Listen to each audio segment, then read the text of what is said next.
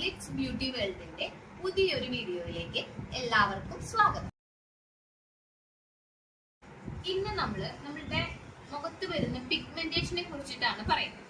ഇപ്പൊ നമ്മൾ ഓൾറെഡി എല്ലാ ക്ലെൻസിങ്ങിന്റെയും അതുപോലെ തന്നെ സ്ക്രബിങ്ങും അതുപോലെ പാക്കിങ്ങും ഇതിനെല്ലാം കുറിച്ചിട്ട് നമ്മൾ പറഞ്ഞു.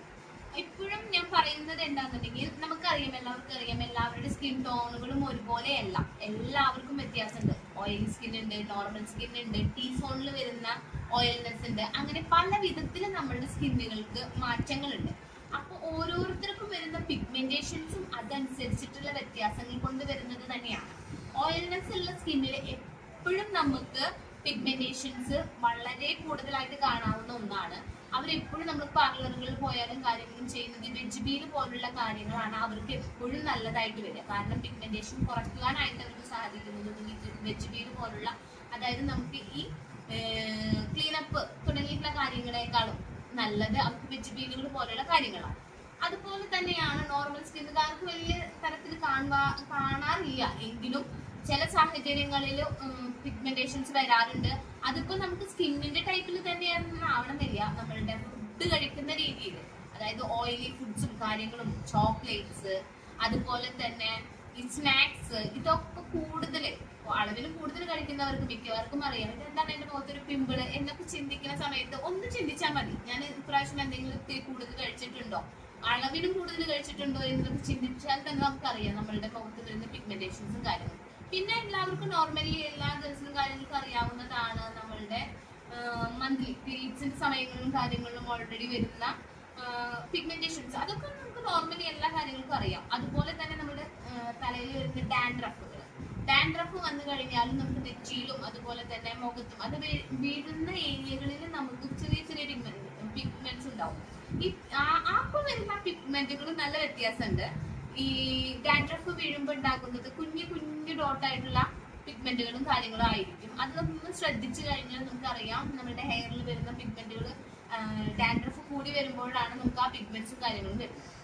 അപ്പോൾ നമ്മളുടെ മുഖത്ത് വരുന്ന പിഗ്മെന്റുകൾ എങ്ങനെ തന്നെ ആയിക്കോട്ടെ, എന്തുമാവട്ടെ, നമ്മളത് ശ്രദ്ധിക്കേണ്ട കാര്യം എന്ത് വെച്ചാല് ഏത് പിമ്പിളാണ് നമ്മളുടെ മുഖത്ത് വരുന്നത്, ആ പിമ്പിൾ നമ്മൾ കൈകൊണ്ട് ഹാൻഡ് ഉപയോഗിച്ച് ഒരിക്കലും പൊട്ടിക്കാതിരിക്കുക. എല്ലാവർക്കും ഉള്ള ഒരു കാര്യമാണ്, നമ്മൾ കൈ എപ്പോഴും നമ്മളുടെ ഫേസിൽ ഓടിക്കൊണ്ടിരിക്കും. അത് വളരെ പൊട്ടിയാണ്. നമ്മളുടെ നഖം എന്ന് പറയുന്നത് നമുക്ക് ഫേസില് എപ്പോഴും എന്താ പറയാ അലർജിക്ക് ആക്കുന്ന ഒരു കാര്യമാണ്, വിഷാണെന്ന് തന്നെയാണ് നമ്മളുടെ അങ്ങനെ പറയുക. കാരണം എന്താണെന്ന് ചോദിച്ചു കഴിഞ്ഞാൽ ഈ നഖം നമുക്ക് എപ്പോഴും ഒരു പിമ്പിൾ ഉണ്ടെന്നുണ്ടെങ്കിൽ നമ്മൾ എപ്പോ നോക്കിയാലും ഇരിക്കുന്ന ഒരു സംഭവമാണ്. അതിനെ ഒന്ന് തലോടി അല്ലെങ്കിൽ അതിനെ ഒന്ന് തൊട്ട് നോക്കി ഇതിങ്ങനെ നടക്കുന്ന സമയത്ത് അത് ഓൾറെഡി നമ്മളുടെ ആ പിമ്പിളിനെ വലുതാക്കാനും അതുപോലെ അതിനൊന്ന് പൊട്ടിക്കാനും ആയിട്ടുള്ള ഒരു ടെൻഡൻസി നമുക്ക് കൂടും. അതുകൊണ്ട് നമ്മളുടെ മുഖത്ത് പിമ്പിൾ ഉണ്ടാവുന്ന സമയത്ത് കയ്യിൽ വെറുതെ ഇരുത്തുക, അല്ലാത്ത പക്ഷം നമ്മളുടെ മുഖത്ത് നല്ല പാട് വീഴും. കാരണം നഖം വെച്ചിട്ട് നമ്മളത് പൊട്ടിക്കുകയാണെന്നുണ്ടെങ്കിൽ ആ ഡാർക്ക്നെസ് നല്ല പോലെ കൂടി വരികയും ചെയ്യും, അത് പോവാത്തൊരു സിറ്റുവേഷൻ ഉണ്ടാവുകയും ചെയ്യും. നേരെ മറിച്ച് തന്നെ പൊട്ടി പോകുന്ന ഒരു സിറ്റുവേഷനോ കാര്യങ്ങളാണെന്നുണ്ടെങ്കിൽ ഓട്ടോമാറ്റിക്കലി കുറച്ച് ദിവസം കഴിഞ്ഞു കഴിഞ്ഞാൽ ആ പിഗ്മെന്റേഷൻ, ആ പിമ്പിളിന്റെ പാട് നമ്മുടെ ഫേസിൽ ഉണ്ടാവില്ല. അങ്ങനെയാണ് ഈ പിമ്പിൾസ് എന്ന് പറയുന്നത്. ഈ പറയുന്ന പോലെ ഡാൻഡ്രഫോ ഫുഡോ അതുകൊണ്ട് മാത്രമല്ല കേട്ടോ, ഈ എന്താ പറയാ ഹോർമോൺ ചേഞ്ചസ് വരുമ്പോഴും നമുക്ക് അങ്ങനെ വരാം. കൂടുതൽ സ്ട്രെസ് വരുമ്പോഴും കാര്യങ്ങളും എല്ലാം വരുമ്പോഴും നമുക്ക് പിമ്പിളുകൾ ഏറ്റവും കൂടുതൽ കയറി വരികയും ചെയ്യും. ആ ഒരു സമയത്ത് നമ്മൾ ഇപ്പൊ ഫംഗ്ഷനുകളും കാര്യങ്ങളും ഉണ്ടാവുമ്പോഴാണ് ഏറ്റവും കൂടുതൽ ചില സമയത്ത് നമ്മൾ ഏറ്റവും കൂടുതൽ എൻജോയ് ചെയ്യണം അല്ലെങ്കിൽ ഏറ്റവും കൂടുതൽ ഷൈൻ ചെയ്യണം എന്ന് വിചാരിക്കുന്ന ഒരു ഫംഗ്ഷൻ എന്ന് വരുന്നോ അന്ന് നമുക്കൊരു പിമ്പിൾ എന്തായാലും പുറത്തുണ്ടായിരിക്കും. എൻ്റെ അടുത്ത് വരുന്ന കസ്റ്റമേഴ്സ് എപ്പോഴും പറയുന്ന ഒരു കംപ്ലൈന്റ് ആണ്, ചേച്ചി ഞാൻ ഈ ഫംഗ്ഷൻ ഏറ്റവും എൻജോയ് ചെയ്യണം അല്ലെങ്കിൽ അടിച്ചു പൊളിക്കണം, നല്ല ഷൈൻ ചെയ്യണം എന്നൊക്കെ ചിന്തിച്ചു വരുന്ന ആ സമയത്താണ് വന്നിരിക്കുന്നത് എനിക്കൊരു പിമ്പിൾ, ഞാൻ ഇതിന് എന്ത് ചെയ്യാം. ആ ഒരു സമയത്തൊക്കെ ഇനിയാണ് മിക്കവാറും എല്ലാവർക്കും വരുന്ന ഒരു സിറ്റുവേഷനാണ് ഒരു പിമ്പിൾ എവിടെയെങ്കിലും ഒരു മുഖത്ത് ഷൈൻ ചെയ്ത് നിൽക്കാനായിട്ടുണ്ടായി. അങ്ങനെയൊക്കെ വരുമ്പോൾ നമ്മളിപ്പോൾ ഫേഷ്യൽ ആയാലും കാര്യങ്ങളായാലും അത് ചൂസ് ചെയ്യുന്നത് നല്ല തരം ഫേഷ്യൽസ്, അതായത് ആ പിമ്പിള് ഇപ്പോ മിക്കവാറും എല്ലാവരും എന്താ ചെയ്യാന്ന് വെച്ചാൽ പാർലറിൽ പോണത് അതിന് പിമ്പിളിനെ ഒന്ന് പൊട്ടിച്ചതൊന്ന് എന്താ പറയാ ഹൈഡ് ചെയ്യാനുള്ള രീതിയിലും കാര്യങ്ങളിലൊക്കെയാണ് നോക്കുക. അതിനേക്കാളും ബെറ്റർ ആയിട്ട് ഇപ്പൊ ഓയിലി ബേസ് ഉള്ള അങ്ങനെയുള്ള കാര്യങ്ങൾ ചെയ്യാതിരിക്കുക. അതായത് ഇപ്പൊ നമുക്ക് വീട്ടിൽ തന്നെ ഈ പറഞ്ഞ പോലെ ഫേഷ്യൽ ചെയ്യാനായിട്ട് പാർലറുകളോ കാര്യങ്ങൾ പോകാൻ പറ്റിയില്ല എന്ന് വിചാരിക്കുക. അപ്പൊ ഞാൻ പറഞ്ഞു, ഇപ്പൊ നമ്മൾ ഫംഗ്ഷനോ കാര്യങ്ങളോ പോകുമ്പോൾ നമ്മുടെ കയ്യിലുള്ള എന്തെങ്കിലും വെച്ചിട്ടാണ് നമ്മൾ മുഖത്ത് അപ്ലൈ ചെയ്യാനായിട്ട് നോക്കുക. ആ സമയങ്ങളിൽ നമ്മൾ ഓയിൽനെസ് ഉള്ള ഫേസ് പാക്കുകൾ കൂടുതൽ യൂസ് ചെയ്യാതിരിക്കുക. ക്രീമിംഗ് ടൈപ്പുകളായിട്ടുള്ള പാക്കുകൾ നമ്മൾ ഉപയോഗിക്കാതിരിക്കുക. അതുപോലെ തന്നെ ചില ക്രീമുകൾ നമ്മൾ ഉപയോഗിക്കുന്ന ചില കോസ്മെറ്റിക് പ്രൊഡക്ട്സ് ഇതെല്ലാം നമുക്ക് പിമ്പിളിന് കാരണമാവും.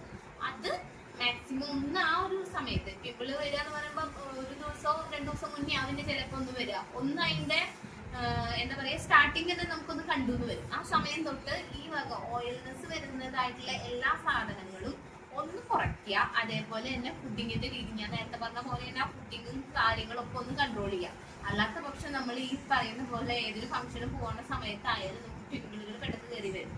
എല്ലാ സമയത്തും പിമ്പിളുകളുള്ള ഫേസുകൾ ഉണ്ട് കേട്ടോ, അതല്ല പറയുന്നത്. നോർമലി നിൽക്കുന്ന ഒരു സ്കിന്നിന് ഇങ്ങനെ ഇത്തരം ചില സാഹചര്യങ്ങളിൽ പിമ്പിളുകൾ കയറി വരാറുണ്ട്. അപ്പൊ അതൊന്ന് ശ്രദ്ധിക്കാം. അതുപോലെ തന്നെ ഈ സ്ഥിരമായിട്ട് പിമ്പിൾസ് ഉള്ളവര് ഞാൻ പറഞ്ഞ പോലെ വെജിബീഡ് പോലുള്ള പാക്കുകൾ അല്ലെങ്കിൽ അങ്ങനത്തെ ഒരു ട്രീറ്റ്മെന്റ് നമ്മൾ എടുക്കുകയായിരിക്കും ഏറ്റവും നല്ല ബെറ്റർ. ചില സാഹചര്യങ്ങളിൽ ബ്ലീച്ച് പോലുള്ള കെമിക്കൽസ് നമ്മളുടെ മുഖത്ത് ചെല്ലുമ്പോൾ ഈ പിമ്പിൾസ് ഒന്ന് കുറയാനായിട്ടും നമുക്ക് കാണുന്നുണ്ട്. അത് ചിലവരുടെ സ്കിൻ ടൈപ്പ് അനുസരിച്ചിട്ടാണ്.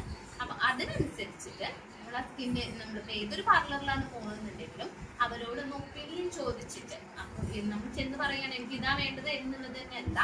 ഇപ്പോ ഏതൊരു പാർലറുകളായാലും അവർക്ക് കോസ്മെറ്റിക്സിന്റെ കുറച്ച് കാര്യങ്ങൾ അല്ലെങ്കിൽ കോസ്മെറ്റോളജി എന്നുള്ള പറയുന്നത് ഡെർമറ്റോളജി എന്ന് പറയുന്ന ഒരു സെക്ഷൻ കുറച്ചെങ്കിലും അറിയുന്നവരായിരിക്കും.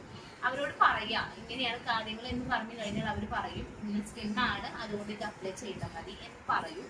അപ്പൊ അതിനനുസരിച്ചിട്ട് നമ്മൾ ഏത് ട്രീറ്റ്മെന്റോ അല്ലെങ്കിൽ ഫേഷ്യൽസ് ആണോ വേണ്ടത് അത് ചൂസ് ചെയ്യുക എന്നുള്ളതാണ് ഏറ്റവും പ്രധാനമായിട്ടുള്ളൊരു കാര്യമായിട്ട് വരുന്നത്. ഇന്ന് നമ്മൾ പിഗ്മെന്റേഷനെ കുറിച്ചിട്ടുള്ള ചെറിയൊരു രീതിയിലുള്ള ക്ലാസ് ആണ് നമ്മളിവിടെ പറഞ്ഞിരിക്കുന്നത്. ഇതിന് മുന്നേ ഇനി വരും ക്ലാസ്സുകളിൽ അല്ലെങ്കിൽ വീഡിയോകളിലെ സ്കിന്നിനെ കുറിച്ചിട്ട് എല്ലാ സ്കിന്നുകളും എങ്ങനെയാണ് അതിന്റെ ടൈപ്സ് എങ്ങനെയാണ് എന്നുള്ളതിനെ കുറിച്ചിട്ടുള്ള വീഡിയോസും കാര്യങ്ങളും എല്ലാം നമ്മൾ പറയുന്നതായിരിക്കും. അപ്പൊ ഇന്നത്തെ ഈ വീഡിയോയിൽ പറഞ്ഞിട്ടുള്ളതായിട്ടുള്ള എല്ലാ കാര്യങ്ങളും നിങ്ങൾക്ക് മനസ്സിലായി എന്നും അതുപോലെ തന്നെ എല്ലാവർക്കും ഇഷ്ടപ്പെട്ടു എന്നും തന്നെ വിചാരിക്കുന്നു. അപ്പൊ ഇന്നത്തെ വീഡിയോ ഇവിടെ വൈൻഡപ്പ് ചെയ്യാണ്. Bye bye.